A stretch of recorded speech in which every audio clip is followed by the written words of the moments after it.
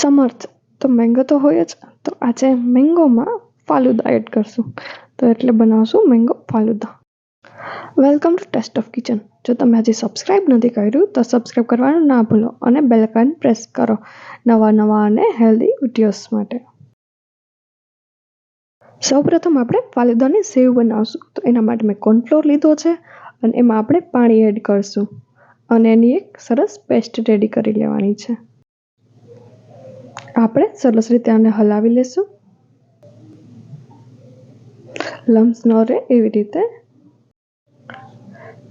ત્યારબાદ એક પેન લેશું, એમાં આપણે પાણી એડ કરશું.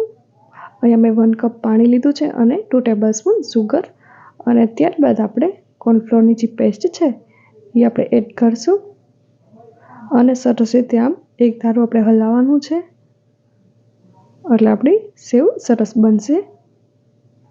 આ આપણે ટ્રાન્સપરન્ટ થાય ત્યાં સુધી આપણે હલાવવાનું છે અને બેટર ધીમે ધીમે ઠીક થવા માંડશે. જોઈ શકો છો, ધીમે ધીમે આપણું બેટર ઠીક થવા માંડ્યું છે. આ રીતે કોર્નફ્લોરની સેવ રીતિના 5 મિનિટ્સમાં રેડી થઈ જશે. જોઈ શકો છો આપણું બેટર એકદમ સરસ રીતે થઈ ગયું છે. આવી રીતે કરવાનું છે તો રેડી છે. હવે આપણે એક બાઉલમાં પાણી એડ કરશું અને ત્યારબાદ આઈસ ક્યુબ્સ, ત્યારબાદ સંચામાં સેવનું બેટર એડ કરશું.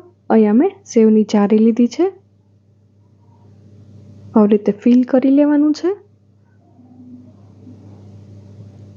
અને આટા લઈ લેવાના છે સંચાના. હવે આપણે ચિલ્ડ વોટર છે એમાં આપણે સેવ પાડવાની છે.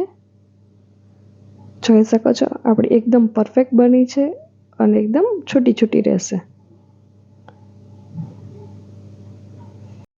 ત્યારબાદ આપણે તકમરિયા પલાળશું. તો એના માટે મેં 1 સ્પૂન તકમરિયા લીધા છે અને એમાં પાણી એડ કરશું અને એને 5 થી 10 મિનિટ પલાળવા દેશું. તો રેડી છે આપણા તકમરિયા. હવે આપણો મેઇન કોર્સ એટલે ફાલુદા રેડી કરશું. તો એના માટે મેં દૂધ લીધું છે અને ત્યારબાદ એમાં સુગર એડ કરશું એન્ડ મેંગોસ એડ કરશું. અહીંયા મેં મેંગોને સ્મોલ પીસીસમાં કટ કરી લીધા છે. ત્યારબાદ આપણે ક્રશ કરી લેવાનું છે. હવે એક જારમાં આપણે તકમરિયા એડ કરશું. ત્યારબાદ આપણી ફાલુદાની સેવ એડ કરવાની છે એન્ડ આઈસ્ક્રીમ એડ કરશું. અહીંયા મેં મેંગો આઈસ્ક્રીમ લીધો છે.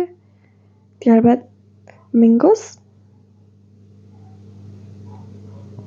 And shake and mango ice creams and mango puree.